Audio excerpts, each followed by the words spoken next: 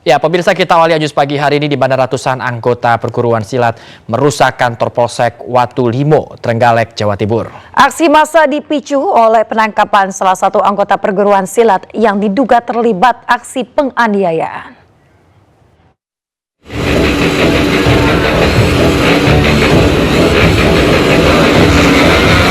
Dengan menggeber-geberkan sepeda motor, massa dari salah satu perguruan silat mendatangi Polsek Watu Limo, Trenggalek, Jawa Timur. Mereka menuntut polisi membebaskan salah satu rekan mereka yang ditahan atas dugaan kasus penganiayaan. Mereka juga melakukan perusakan kantor Polsek Watu Limo dengan melempari batu. Polisi akhirnya bertindak tegas dan membubarkan massa. Selain mengakibatkan sejumlah jendela Mapolsek pecah dan pagar rusak, aksi anarkis tersebut juga menyebabkan 3 anggota Polres Trenggalek mengalami luka akibat terkena lemparan batu. Aksi anarkis ini bermula dari gesekan antar anggota perguruan silat di Desa Tasikmadu, Kecamatan Watu Limo. Dalam kasus itu, polisi menangkap salah satu seorang pelaku. Upaya penangkapan inilah yang menimbulkan reaksi dari salah satu perguruan silat. Adanya gesekan antara dua perguruan silat, ya kami dari Polres Trenggalek melakukan tindakan sesuai dengan SOP, yaitu atas dasar laporan dari korban langsung kita tindak lanjuti, sehingga kita akan menangkap salah satu pelaku dari salah satu perguruan silat yang ada perseteruan tersebut. Namun akses dari penangkapan itu, salah satu perguruan silat itu melakukan dan mendatangi ke Polsek Watu Limo dengan harapan warga pencak silat yang untuk dikeluarkan yang kita tangkap. Polisi masih memburu para pelaku yang melakukan perusakan Polsek Watu Limo dan akan menindak tegas para pelaku.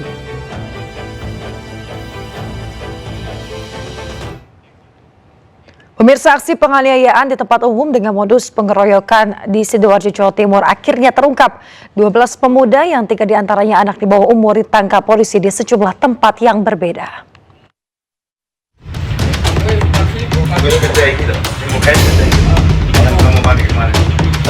Setelah melakukan penyelidikan, tim Reskrim Polresta Sidoarjo akhirnya berhasil menangkap sejumlah pemuda yang diduga melakukan penganiayaan dengan cara mengeroyok korban menggunakan senjata tajam. Sebanyak 12 orang dan 3 diantaranya tergolong anak di bawah umur berhasil disergap dan ditangkap di sejumlah tempat yang berbeda. Tidak hanya menangkap para pelaku penganiayaan, polisi juga berhasil mengamankan 10 senjata tajam jenis celurit dan sejumlah handphone serta motor yang digunakan pelaku saat melakukan aksi penganiayaan. Aksi para pelaku terbilang cukup sadis. Pelaku tega melukai korbannya yang diincar dan ditemui di tempat umum dengan senjata tajam yang dibawanya.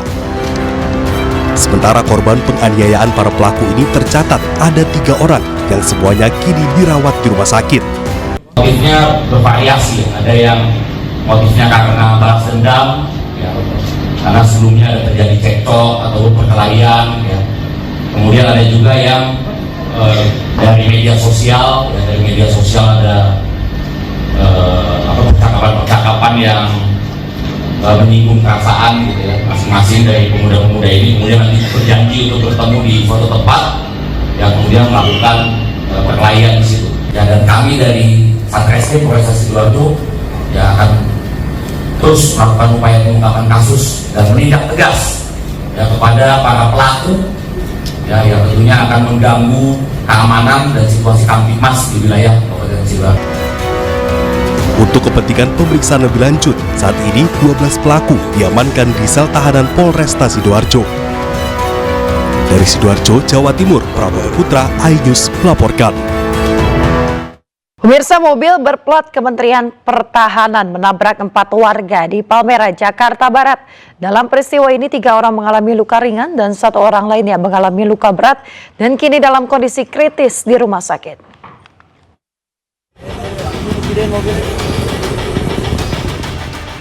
Mobil berplat Kementerian Pertahanan ini menabrak 4 kendaraan hingga melukai 4 warga di Jalan Palmerah Barat 2, Jakarta Barat.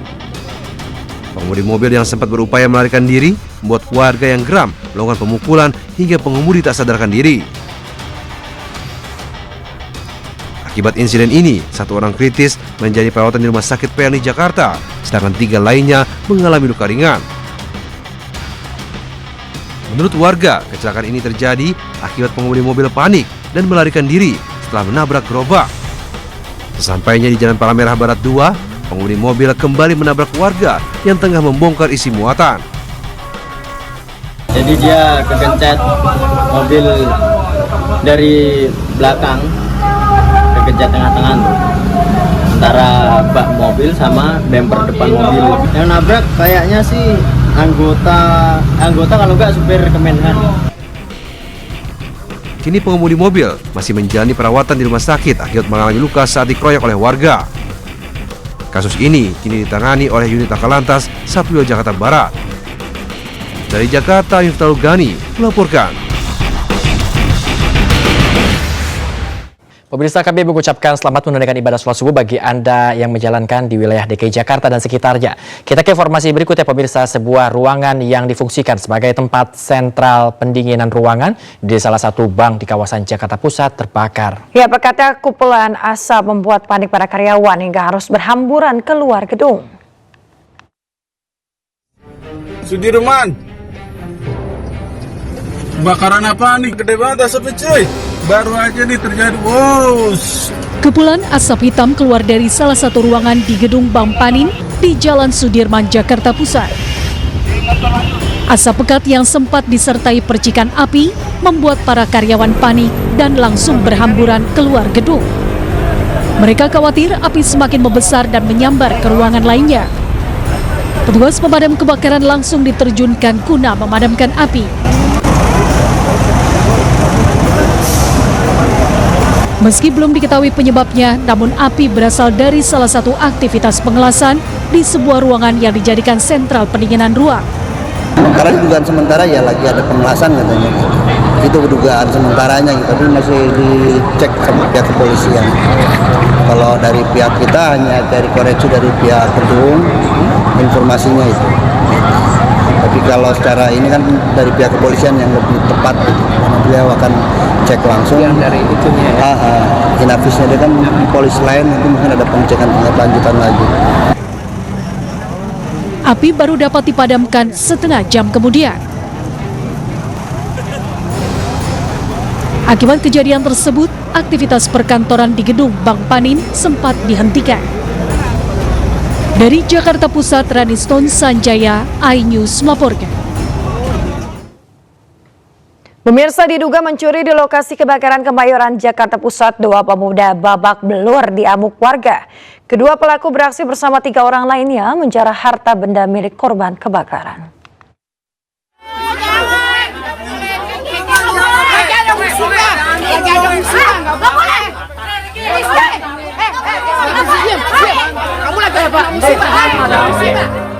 Emosi warga korban kebakaran di Kemayoran, Jakarta tak terbendung saat mendapati sejumlah pemuda tak dikenal memasuki rumah mereka yang hangus terbakar. 2 dari 5 pemuda babak belur dihajar massa karena diduga hendak menjarah barang-barang korban kebakaran. Sejumlah warga akhirnya mengamankan kelima pelaku untuk diserahkan ke polisi.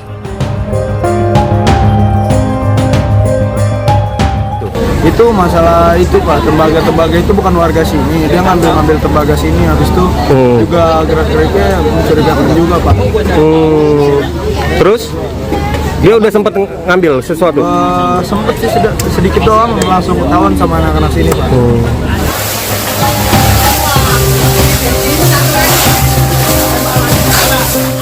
Kebakaran selama 5 jam melanda 11 RT di 2 RW Kelurahan Kebon Kosong, Kecamatan Kemayoran, Jakarta Pusat. Dugaan sementara, kebakaran ini dipicu dari korsleting listrik dari salah satu rumah kontrakan berlantai 2. Dari Jakarta, Rani Sanjaya, Rio Manik, iNews melaporkan. Ribuan warga mengungsi di posko Mapolres Jakarta Pusat usai peristiwa kebakaran Kebayoran yang menghanguskan lebih dari 543 rumah. Para pengungsi berharap mendapatkan tempat tinggal sementara usai rumah mereka hangus terbakar.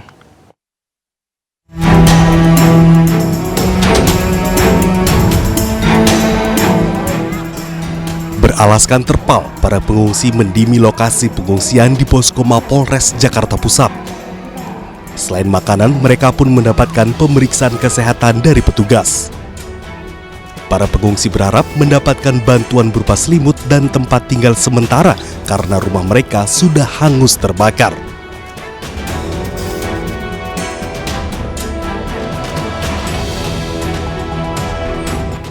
Tercatat sebanyak 543 rumah hangus terbakar atas peristiwa ini.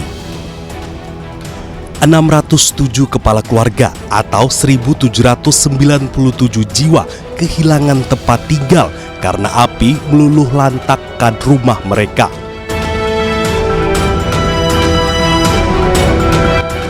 Dari Jakarta, tim liputan iNews melaporkan.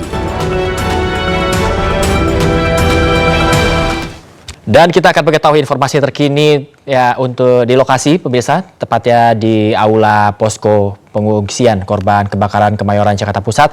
Sudah ada rekan Dilami Aulia di sana. Selamat pagi Dilami, seperti apa kondisi di pengungsian saat ini? Ya, Bayu, untuk kondisi terkini dari para pengungsi sendiri masih beristirahat di tenda atau posko yang disediakan oleh Polres Metro Jakarta Pusat. Ada 10 tenda yang memang difungsikan, di mana satu tendanya ini bisa bermuatkan 60 hingga 70 orang. Nah, perbedaannya Bayu, kalau misalnya di luar begitu untuk tenda ini memang difungsikan untuk pengungsi laki-laki. Sementara untuk pengungsi perempuan, anak-anak dan balita ini berada di Aula Polres Metro Jakarta Pusat. Memang dipisahkan begitu ya. Tadi diungkapkan oleh pihak dari relawan Kemensos ini memang agar tidak ada hal-hal yang tidak diinginkan begitu, sehingga untuk lokasi pengungsi laki-laki dan perempuan dipisah. Kalau kita pantau Bayu dan juga pemirsa di layar kaca Anda, ini ada 4 kipas angin yang ditempatkan begitu ya untuk para pengungsi. Kemudian para pengungsi ini tidur di atas matras beralaskan aspal. Memang belum didistribusikan seluruhnya untuk selimut dan juga logistik lainnya, karena tadi dari penuturan pihak penanggung jawab dari Kemenkes bahwa untuk logistik sendiri memang baru tiba pada pukul 10 malam tadi. Ini artinya bahwa untuk pendistribusian logistik akan dilakukan pada pagi hari ini. Dan kalau kita melihat juga di sini memang kondisinya memang berdesak-berdesakan begitu ya, karena kan untuk jumlah pengungsi sendiri kiranya sekarang ada 1.700 pengungsi atau 607 kakak atau kepala keluarga yang rumahnya terdampak sehingga harus diungsikan terlebih dahulu di Polres Metro Jakarta Pusat. Nah, untuk tanggapan terkait dengan bencana ini, untuk sejumlah tenda dan bantuan ini memang akan berlangsung selama periode 14 hari atau 2 minggu. Adapun sejumlah logistik ini sudah berdatangan tadi Bayu ya, sekitar pukul 10, mulai dari pakaian, kemudian alat sholat, popok dan juga perlengkapan untuk anak-anak. Tadi kami juga sempat berbincang begitu ya dengan pengungsi, bahwasanya yang paling dibutuhkan ada berupa popok dewasa, dikarenakan tidak hanya anak-anak ataupun ibu-ibu saja, namun juga banyak sekali lansia-lansia yang memang memerlukan popok dewasa ini, karena untuk kesediaan toilet portable-nya juga tidak mencukupi untuk seluruh atau ribuan pengungsi. Bayu. Ya baik Dilami, kita harapkan bahwa bantuan lainnya yang diperlukan memang segera datang dan agar para pengungsi ini bisa hidup dengan nyaman di sana, dan kita harapkan bahwa masalah mereka ini segera menemukan titik terang dan mereka bisa hidup normal kembali. Terima kasih banyak Dilami Aulia melaporkan langsung dari pengungsian kebakaran di Kemayoran. Dilami, selamat kembali bertugas dan jaga kesehatan Anda Dilami. Pemirsa, dan untuk mengetahui informasi terkini terkait longsor di Pekalongan, Jawa Tengah, kami telah terhubung dengan rekan Suryono Soekarno di Puskesmas Petung Priyono. Selamat pagi, Suryono, bagaimana kondisi Selamat pagi. para korban luka saat ini? Apakah sudah diperbolehkan untuk pulang? Baik, bisa saya laporkan bahwa kondisi untuk pagi ini sudah masih berkabut, hujan rintik-rintik, sehingga ini cuaca juga masih cukup gelap.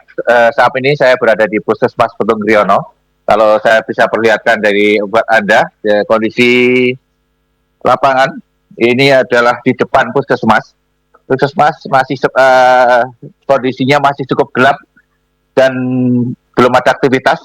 Beberapa ambulan berjaga di sini, aparat keamanan juga masih banyak berjaga di sini, namun masih belum ada aktivitas yang cukup berarti. Tadi diinformasikan bahwa akan ada operasi lagi atau pencarian lagi sekitar pukul 8 pagi nanti, teradanya persiapan dari pihak aparat dan juga relawan serta Basarnas. Untuk di Puskesmas Petung Kriono saat ini tinggal 4 orang yang dirawat di rumah sakit di Puskesmas ini, karena 6 orang sudah dirujuk ke RSUD Kajen dan yang lain sudah diperbolehkan pulang. Ini ruang-ruang perawatan bisa saya tunjukkan, ada beberapa pasien yang masih tidur dan juga penunggunya. Kemudian ada 3 ruangan yang diisi, yang lain sudah kosong. Ini ada dua pasien, mereka masih dirawat di sini dengan kondisi cukup baik. Dan rencana siang nanti juga mereka akan dirujuk. Ini ada beberapa penunggu dari korban. Ini menunggu ya Bu ya? Gimana Bu? Nunggu semalaman gimana? Ya nggak bisa tidur ya? Ya nggak bisa tidur. Ini nungguin siapa? Nungguin Pak Tarsono. Anaknya. Ini bersama bareng keluarga ya? Iya, bareng-bareng keluarga. Ini keluarga kakak. Rumah gimana kondisinya? Hah? Kondisinya rumah gimana? Kondisinya rumah aman. Aman, yang iya, punya Ibu? Iya, yang cuma. Terus untuk makan minum gimana? Makan minum ya beli di depan. Beli ya? Iya, beli. Nggak bisa ke sana? Ya nggak bisa, susah, nggak bisa balik ke rumah lagi. Ya, nggak bisa balik ke rumah lagi? Nggak bisa, sininya aja lewat hutan, dangsang, apalah di mana gitu. Oke. Inilah kondisi mereka. Korban longsor ini kondisinya memprihatinkan karena mereka butuh sekali adanya makanan, minuman, juga agar bisa mereka mendapatkan itu. Akses ke lokasi sangat susah, sehingga mereka kesulitan untuk kebutuhan sehari-hari. Mereka juga membutuhkan sekali obat-obatan yang untuk mereka yang ada di rumah, obat masuk angin, obat luka ringan. Namun untuk yang lainnya dibutuhkan lagi yang jelas untuk makan minum, pakaian, obat juga untuk bayi, untuk manula dan lain sebagainya. Untuk ruang perawatan atau ruang tunggu masih terlihat sepi.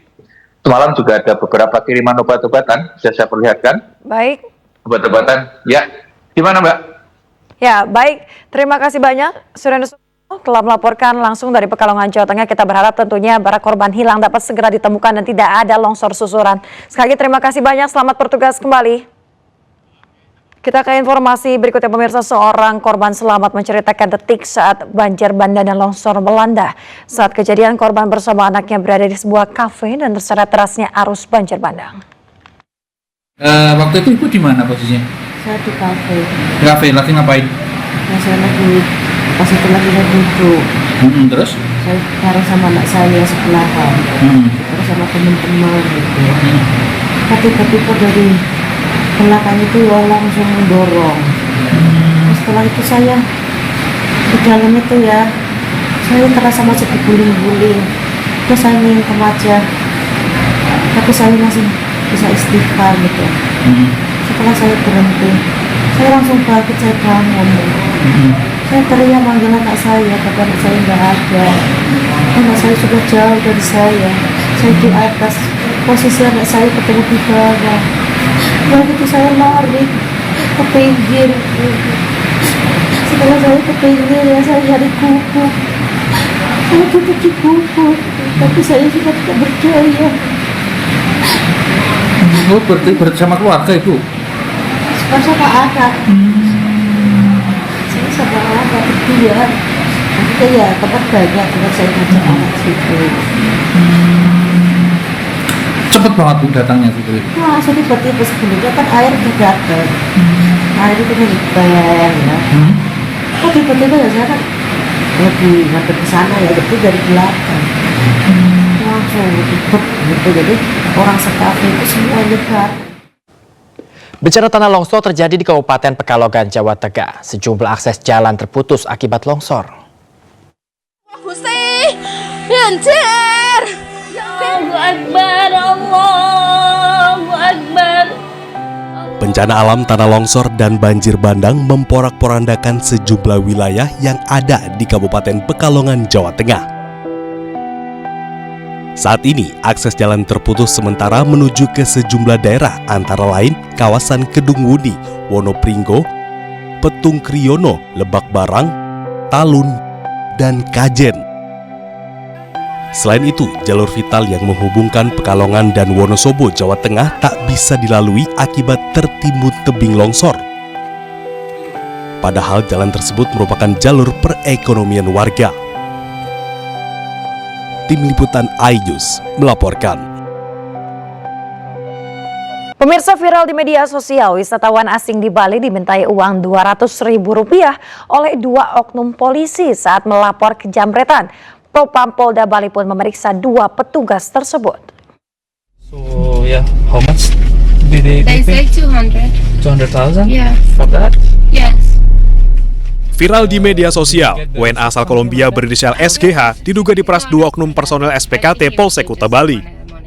WNA tersebut awalnya ingin membuat laporan kehilangan usai dijamret ponselnya di kawasan Jalan Uluwatu, Jimbaran. Saat itu, Aibtu GKS dan Aibtu S menyarankan korban agar melapor ke Polsek Kuta Selatan karena penjamretan terjadi di wilayah hukum Kuta Selatan. Namun korban tak mau dengan alasan darurat dan meminta dibantu untuk keperluan klaim asuransi di negaranya. Aibtu GKS dan S pun mengaku bersedia membantu membuatkan laporan dengan syarat uang Rp200.000 untuk biaya administrasi. Ya, sementara didalami oleh Propam, ya termasuk barang buktinya sudah kita amankan. Kalau memang terbukti bersalah ya pasti kita tindak lanjuti ya. Itu pelanggaran kode etik pada saat melapor. Ini masih kita dalami ya. Kita masih dalami karena kita masih butuh keterangan yang jelas. Apa motivasi kemudian dia menerima uang itu? Apa memang meminta atau ditawarkan atau bagaimana gitu ya. Tapi dugaan awal memang ada kesalahan dari anggota kita ya. Ini masih dalamnya oleh Propam. Untuk kepastiannya nanti kita lihat hasil pemeriksaan dari itu. Aibtu GKS dan Aibtu S tengah diperiksa Propam Polda Bali dan mengaku telah menerima uang. Keduanya terindikasi melanggar kode etik profesi Polri dan terancam sanksi demosi hingga PTDH. Dari Badung, Bali, Indira Ari, iNews melaporkan. Komplotan debt collector atau penagih utang aniaya seorang pengacara di Surabaya, Jawa Timur. Selain menganiaya pengacara, para pelaku juga merusak rumah nasabah yang menunggak kartu kredit senilai Rp120 juta. Kamu tidak suruh kuasa,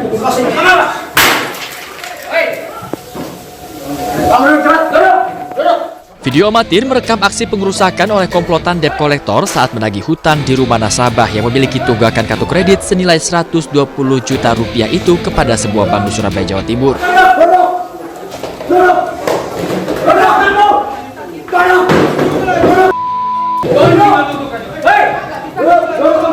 Selain melakukan pengerusakan, mereka juga menganiaya pengacara nasabah.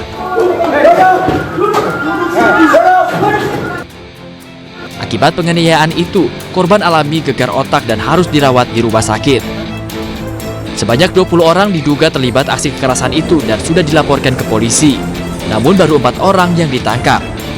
Mereka adalah koordinator penagihan dan 3 anak buahnya.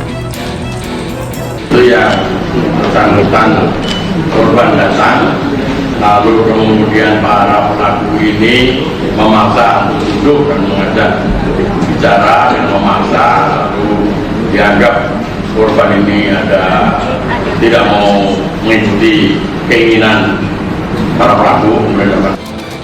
Dalam perkara ini, polisi mengimbau agar para pelaku lain yang belum tertangkap segera menyerahkan diri. Dari Surabaya, Jawa Timur, Nur Syafi'i, iNews melaporkan. Kita ke informasi berikutnya, pemirsa. Sebuah rumah berlantai 4 yang dijadikan dapur makan bergizi gratis di Cipayung, Jakarta hangus terbakar. Tidak ada korban jiwa dalam peristiwa ini, namun kerugian ditaksir mencapai ratusan juta rupiah. Agak bambu hapus. Kobaran api dan asap tebal membumbung tinggi saat rumah berlantai 4 yang dijadikan dapur program pemerintah makan bergizi gratis di kawasan Setu, Cipayung, Jakarta Timur terbakar Selasa sore. 15 mobil pemadam kebakaran dikerahkan ke lokasi guna memadamkan api.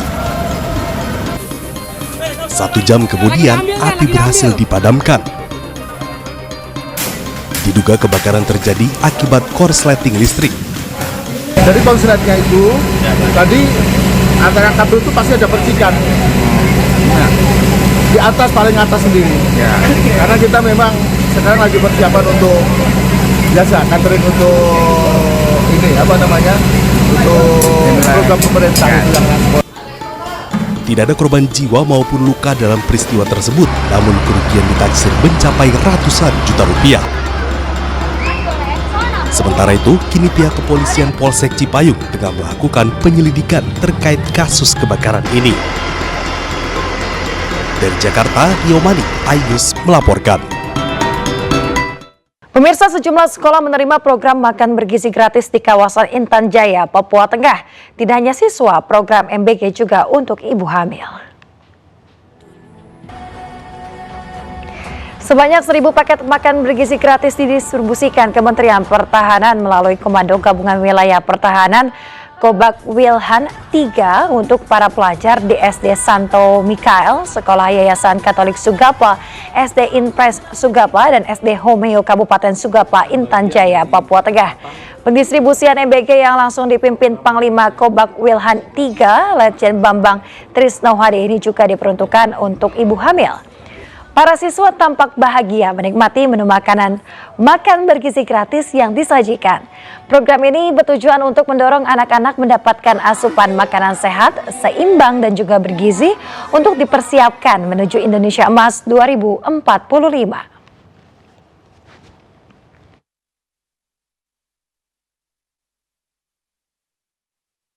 Sementara itu, pemirsa, Presiden Republik Indonesia Prabowo Subianto meminta maaf kepada seluruh orang tua dan anak-anak yang belum menerima program makan bergizi gratis dari pemerintah. Prabowo pun berjanji di akhir tahun 2025 program makan bergizi gratis akan dinikmati oleh seluruh anak Indonesia. Makan bergizi baru mulai. Makan bergizi ini secara fisik tidak mudah untuk segera ke seluruh rakyat. Untuk itu saya, Prabowo Subianto, Presiden Republik Indonesia, saya minta maaf kepada semua orang tua, kemudian semua anak-anak yang belum menerima. Tapi saya yakini bahwa tahun 2025, akhir 2025, semua anak Indonesia akan dapat makan bergizi. Tapi bahwa tidak bisa seketika ini, secara fisik tidak mungkin, secara administrasi tidak mungkin, ya. Proses mengamankan supaya uang yang dikirim tidak hilang, itu ada proses yang harus kita laksanakan. Pemirsa, pemerintah menargetkan swasembada pangan nasional pada tahun 2025. Tanam jagung 1 hektar digelar di beberapa daerah dengan memanfaatkan lahan tidur maupun lahan produktif.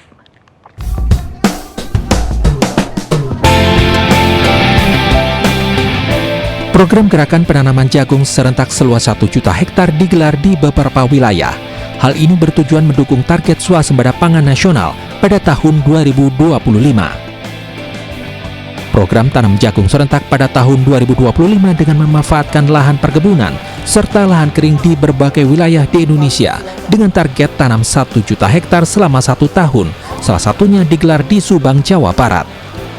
Arahan Bapak Presiden Republik Indonesia mengatakan, menyampaikan, memerintahkan kepada kita semua agar mencapai swasembada dalam waktu yang sesingkat-singkatnya, secepat-cepatnya, khususnya padi dan jagung. Dan kami mendapatkan tugas untuk bisa melaksanakan swasembada di bidang jagung dengan target penanaman 1 juta hektar selama 1 tahun. tanam jagung 1 juta hektar juga digelar di Sidoarjo, Jawa Timur. Berbagai pihak mendukung target pemerintah swasembada pangan tahun 2025 dengan memanfaatkan lahan produktif di Kecamatan Balong Bendo. Tentunya harapannya bahwa nantinya kita akan melaksanakan panen nantinya, panen jagung, dan harapannya bahwa mulai dari kegiatan hulu sampai dengan kegiatan hilir nantinya menampung hasil panen ini, itu yang kita juga bersama dari Kepala Dinas Pertanian akan melakukan upaya. Swasembada pangan merupakan salah satu program Astacita Presiden Prabowo Subianto selain swasembada energi hingga ekonomi kreatif. Dari Subang, Jawa Barat dan Sidoarjo, Jawa Timur, Yudi Heriawan Juanda, Yoyo Agusta, iNews melaporkan. Kita ke informasi lain, pemirsa. Menteri Pendidikan Tinggi, Sains dan Teknologi Satrio Sumantri menegaskan suara viral yang beredar di media sosial saat memaki-maki seorang pegawai bukan suara dirinya. Sementara itu, pemirsa, persoalan dengan 2 pegawai yang terkena rotasi hingga memicu unjuk rasa pegawai diklaim telah selesai.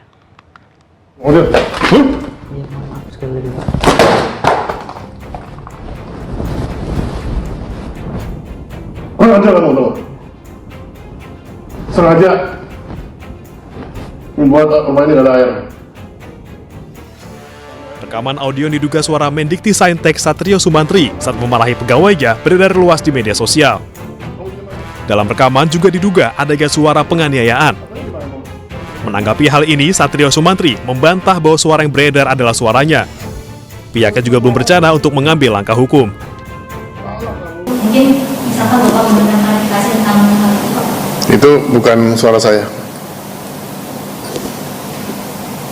Berarti dialog yang ada di situ tentang wifi dan tentang Ya. wifi bukan ya, Pak? Bukan. Ya.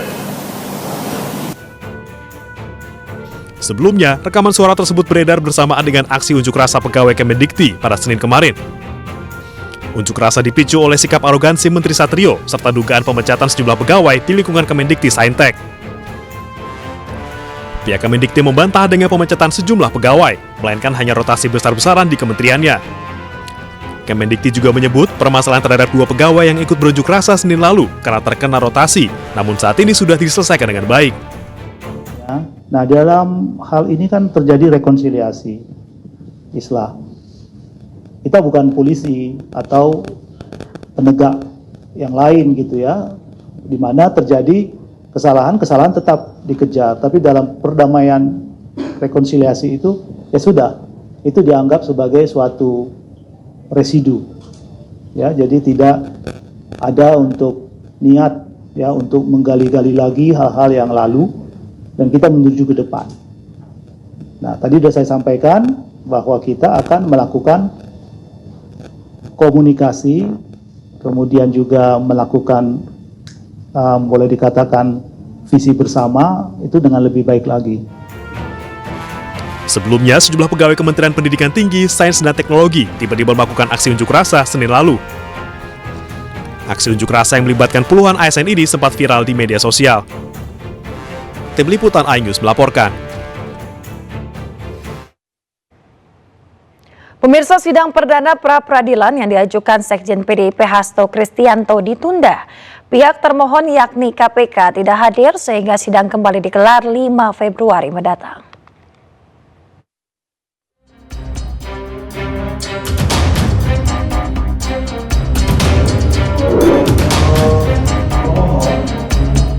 Hakim Tunggal Pengadilan Negeri Jakarta Selatan Juyamto menunda sidang pra-peradilan yang diajukan Sekretaris Jenderal PDIP Hasto Kristianto. Sidang ditunda karena pihak termohon yakni KPK tidak hadir. KPK meminta sidang ditunda selama 3 pekan. Namun hakim memutuskan sidang kembali digelar pada 5 Februari mendatang. Termohon hari ini belum hadir. Kami memperoleh surat permintaan penundaan sidang ke tanggal 16 Januari pasca termohon dipanggil oleh pengadilan untuk hadir pada hari ini. Jadi kita tunda sidang berikutnya untuk panggilan yang kedua, yaitu hari Rabu tanggal 5 Januari. Sebelumnya Hasto Kristianto mengajukan pra-peradilan terkait statusnya sebagai tersangka dalam kasus dugaan suap dan perintangan penyidikan. Hasto diduga menyuap Komisioner KPU Wahyu Setiawan untuk memuluskan pergantian antar waktu anggota DPR fraksi PDIP. Hasto juga disebut membantu buronan Harun Masiku saat melarikan diri dari perburuan KPK. Tim Liputan iNews melaporkan. Pemirsa, 12 pengacara akan membela Hasto Kristianto di sidang pra-peradilan melawan KPK di PN Jakarta Selatan. Dipimpin Todung Mulya Lubis, tim pengacara menegaskan penetapan tersangka penuh dengan politisasi. Penetapan tersangka Saudara Hasto Kristianto itu syarat dengan muatan politik. Jadi penuh dengan politisasi. Ya, penuh dengan politisasi. Sementara kita sebetulnya ingin penegakan hukum itu steril dari tekanan-tekanan politik. Tapi saya tidak segan-segan mengatakan kita mencium ada tekanan politik dalam penetapan tersangka ini. Mudah-mudahan hakim yang akan memeriksa pra-peradilan ini menyadari bahwa dia dihadapkan pada tantangan. Apakah pengadilan ini betul-betul independen? Apakah pengadilan ini betul-betul sesuai dengan hukum yang berlaku? Apakah kita bisa melepaskan diri dari infiltrasi dan intervensi politik dalam proses hukum yang seyogyanya mesti didasarkan pada apa yang disebut due process of law. Nah, due process of law inilah yang absen dalam proses penetapan tersangka Hasto Kristianto. Mungkin itu aja sebagai penjelasan awal. Pak.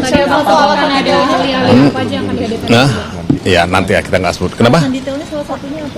Saya kasih mohon sabar ya. Kita akan jelaskan pada sidang yang akan diadakan pada hari ini atau mungkin pada sidang berikutnya. Ya. Saya belum mau bocorkan ya. Itu terlalu prematur ya kalau kita mau bocorkan sekarang. Ada 12 pengacara, mungkin bisa didetailkan siapa aja nih Bang Pedung? Oh, yang hadir di sini ada Pak Magdir ya, ada Pak Patra, siapa lagi, ada Pak Joy Tobing, ada Pak Roni, ada Alphonse, ada Ibu Erna, ada Pak Rido, dan ada yang belum hadir pada kesempatan ini dan pada waktunya akan hadir ya. Saya lupa namanya, tapi ada yang hadir beberapa ya. Oke. Pemirsa, operasi katarak gratis digelar di RSUD Cililin, Kabupaten Bandung Barat, Jawa Barat. Pemirsa, bakti sosial ini diikuti lebih dari ratusan warga.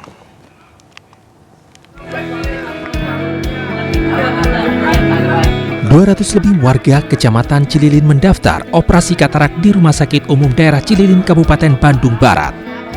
Setelah diperiksa, 100 orang menjalani operasi katarak gratis. Kataraknya dulunya satu? Satu. Senang ya Bu sekarang ya Bu? Senang. Tadi operasi berapa lama Bu?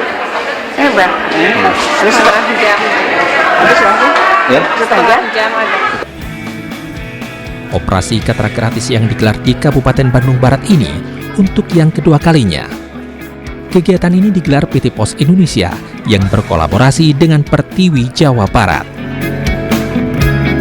Ini secara data di sini memang banyak penderita kataraknya, dan orang-orangnya, masyarakatnya yang katarak itu antusias sekali. Jadi sekarang tanggal 21 Januari Pertiwi Jabar melakukan bakti sosial katarak.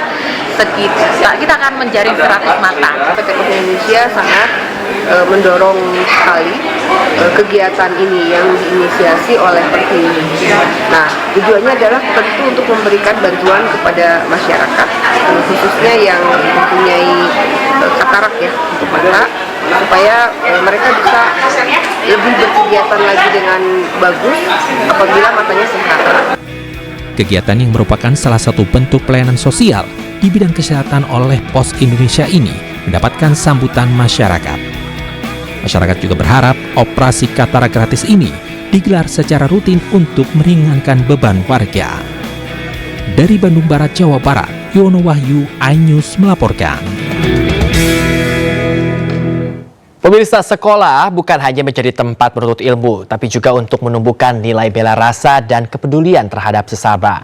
Seperti di sekolah swasta yang satu ini, pemirsa, di mana dalam hari ulang tahunnya menggelar donor darah, di mana ini untuk menumbuhkan rasa kepedulian sesama.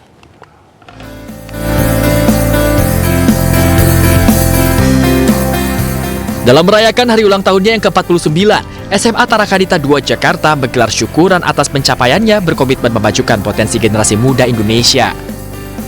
Sejumlah penampilan ekspresi seni dari para siswanya digelar dalam acara ini, mulai dari bakat musik hingga tari. Tak hanya ingin memajukan kemampuan akademis dan talentanya, dalam hari ulang tahunnya Tarakanita juga menggelar donor darah untuk menumbuhkan rasa kepedulian terhadap sesama.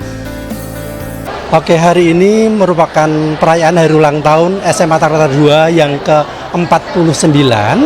Hari ini diawali dengan pemotongan tumpeng sebagai bentuk syukur atas pendampingan Tuhan dan anugerah Tuhan mendampingi SMA Tarakanita II hingga genap 49 tahun. Kemudian hari ini juga dilanjutkan dengan donor darah, bahwa dengan donor darah sekolah memfasilitasi anak-anak menumbuh kembangkan nilai bela rasa atau compassion. Ratusan siswa pun terlihat antusias dalam mengikuti agenda tahunan ini.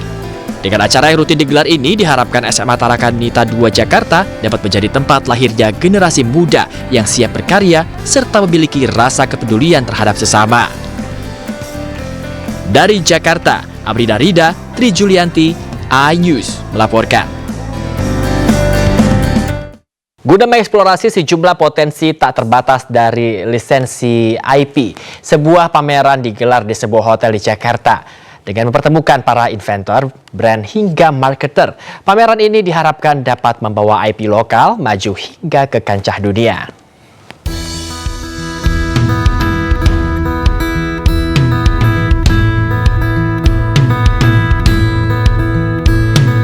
GDP Venture bersama dengan Dentsu Indonesia berkolaborasi dalam mendorong inovasi dan kreativitas pengembangan IP melalui acara Intellectual Property Expo 2025.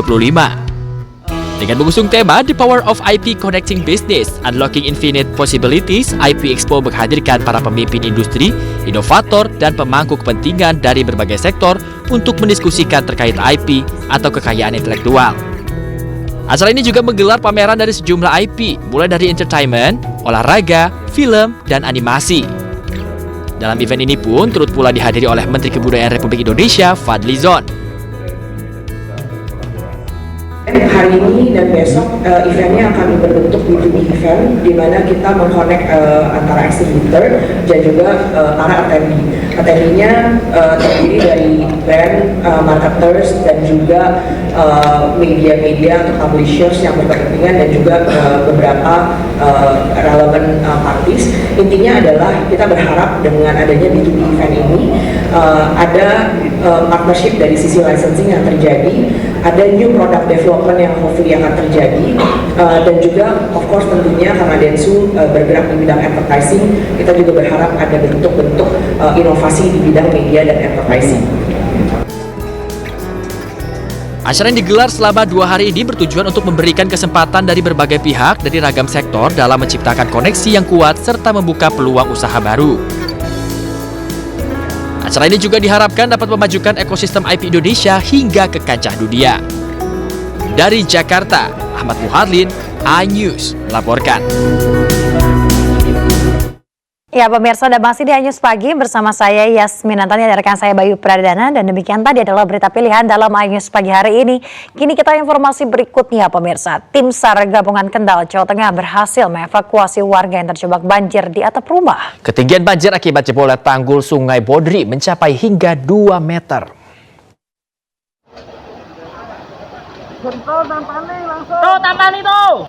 Dengan menggunakan perahu karet, tim SAR gabungan ini berusaha mengevakuasi warga yang terjebak di atap rumah di Desa Kebonharjo, Petebon, Kendal, Jawa Tengah Selasa dini hari. Alon, ojo ditarik banter. Ngetut Rafi wae,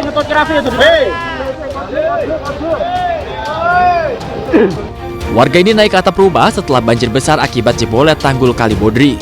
Tamai, baik, Mbak.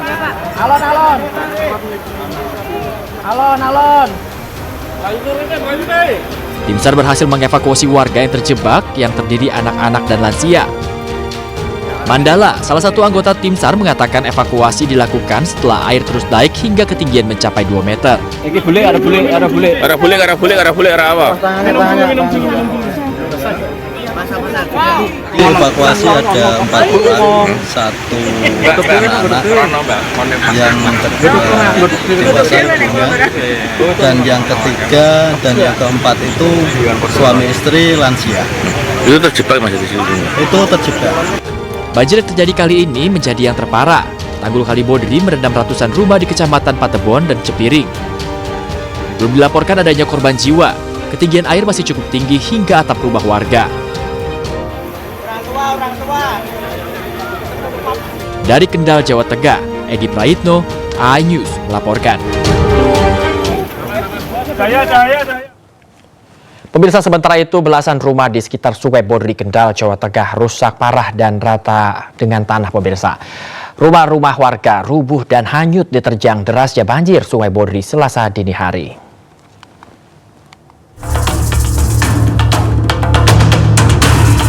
Terjangan banjir jebolnya tanggul Kali Bodri di Dusun Babatan, Desa Kebon Harjo, Kecamatan Patebon, Kendal, mengakibatkan belasan rumah porak-poranda dan sebagian lainnya rusak parah.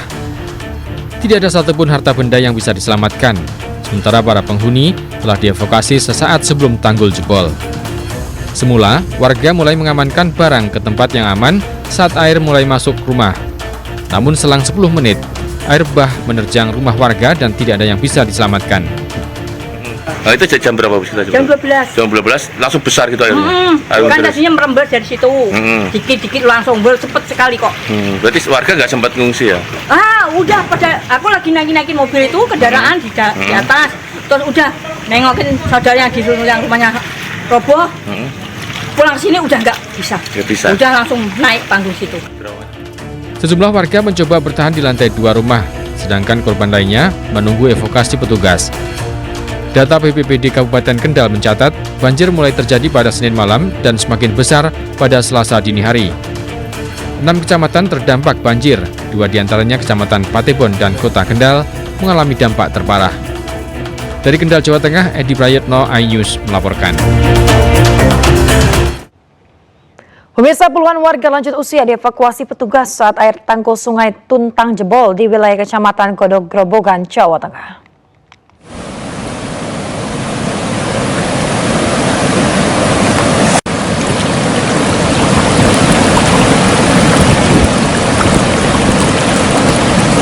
Seorang kakek yang terjebak di dalam masjid seusai menjalankan sholat langsung dievakuasi petugas TNI dengan cara digendong ke tempat yang lebih aman.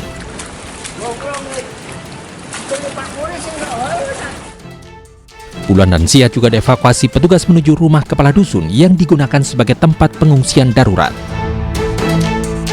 Selain itu juga beberapa anak dan balita juga dievakuasi mengungsi ke tempat yang lebih aman dari banjir. Ratusan rumah warga di Desa Tinanding, Kecamatan Godong Grobogan, Jawa Tengah terendam banjir setinggi 70 cm hingga 1 meter akibat tanggul Sungai Tuntang jebol. Cepat sekali Pak, mungkin jarak 10 menit mungkin langsung naik ke atas. Tadi warga sempat kaget atau gimana? Ya kaget juga sih. Langsung mengevakuasi semua barang-barang? Iya, langsung mengamankan barang-barang yang ada listrik-listrik itu.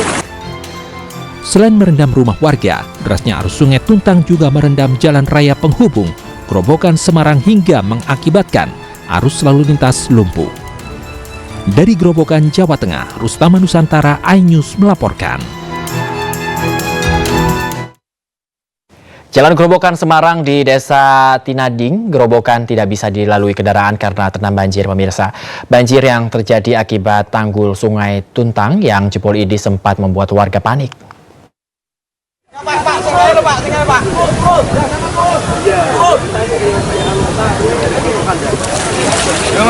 Tambah banter. Sejumlah warga yang berada di atas tanggul Sungai Tuntang di Desa Tinanding, Grobogan, Jawa Tengah sempat panik dan berusaha menjauh dari jebolan tanggul. Arus sungai yang turun ke jalan raya semakin besar dan sempat membuat tanah di samping tanggul kembali longsor.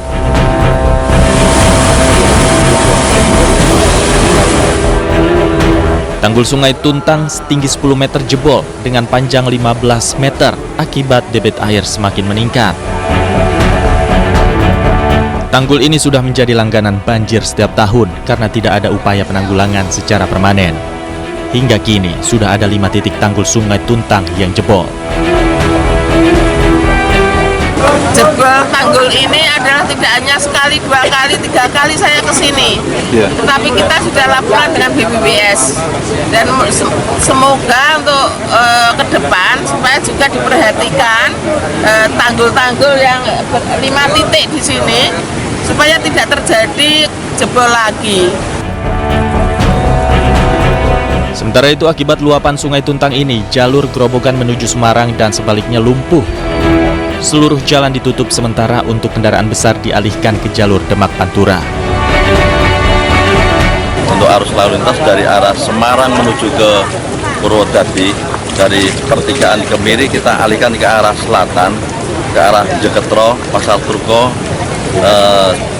menuju ke Penawangan. Sebaliknya yang dari arah Purwodadi mau ke Semarang kita alihkan ke Penawangan ke kiri, Pasar Turko, Jeketro, kemudian menuju ke Kemiri maupun ke Kroto.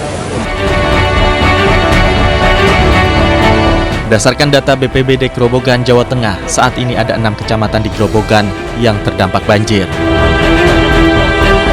Dari Grobogan, Jawa Tengah, Rustama Nusantara, iNews melaporkan. Pemirsa, ajak masyarakat jalani pola hidup sehat di tengah merebaknya sejumlah penyakit. Korem 073 Makutarama akan menggelar ajang lomba lari maraton bertajuk Salatiga Toleran 2025.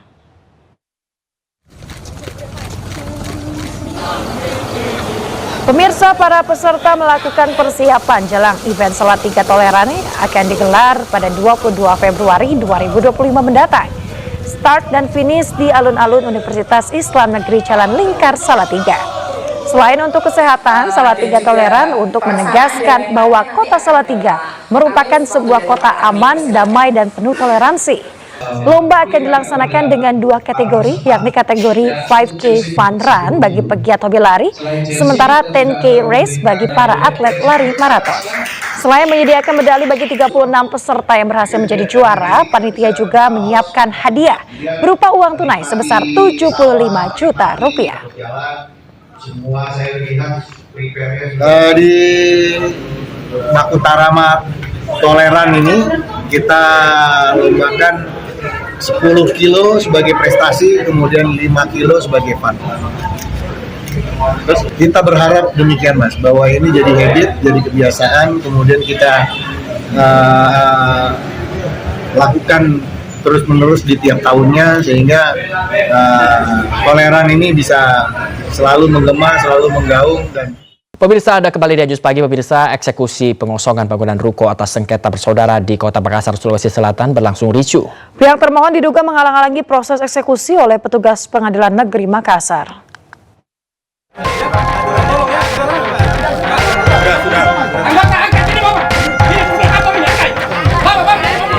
Eksekusi pengosongan bangunan ruko oleh Pengadilan Negeri Makassar di Jalan Satangga, Kecamatan Bontoala, Kota Makassar, Sulawesi Selatan diwarnai ketegangan.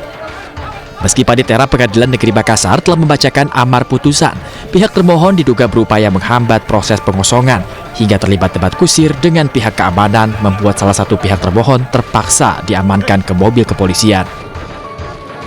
Akhirnya proses pengosongan berlanjut. Para buruh yang ditunjuk berhasil mengevakuasi barang milik termohon dari dalam ruko ke truk yang telah disiapkan. Proses pengosongan ini pun berlangsung dengan pengamanan ketat pihak kepolisian. Adalah dilaksanakan pengamanan eksekusi, di mana pengamanan eksekusi ini yang berkekuatan hukum tetap, sehingga kami dari penegak hukum melaksanakan tugas yang diberikan oleh undang-undang untuk mengamankan berjalannya situasi daripada eksekusi di Jalan Setangga. Diketahui dalam objek sengketa ini melibatkan 2 bersaudara, yakni pemohon Haji Abustan dengan termohon saudaranya sendiri, Muhammad Anwar dan Siti Marwa. Sengketa ini dimenangkan pemohon Haji Abustan hingga keluar putusan ingkrah dari Mahkamah Agung. Oleh itu, pihak termohon diminta mengosongkan tanah bangunan ruko yang ditempati termohon secara sukarela, namun tidak kunjung dilakukan sehingga meminta kepada Pengadilan Negeri Makassar untuk melakukan pengosongan sengketa. Bentrokan fisik, ada peristiwa pidana di dalamnya. Setelah selesai peristiwa pidananya, saya gugat pengosongan. Gugatan pengosongannya, perbuatan melawan hukum, saya gugat di pengadilan negeri, saya menangkan, pengadilan tinggi saya menangkan, dan tingkat kasasi di Mahkamah Agung dimenangkan. Berdasarkan putusan yang telah berkekuatan hukum tetap, itulah yang dilaksanakan eksekusi pada hari ini. Kendati sempat diwarnai ketegangan, proses pengosongan bangunan ruko ini berhasil dilakukan. Pintu ruko akhirnya diborgol oleh pihak Pengadilan Negeri Makassar, disaksikan pihak kepolisian. Dari Makassar, Leo Muhammad Nur, iNews melaporkan.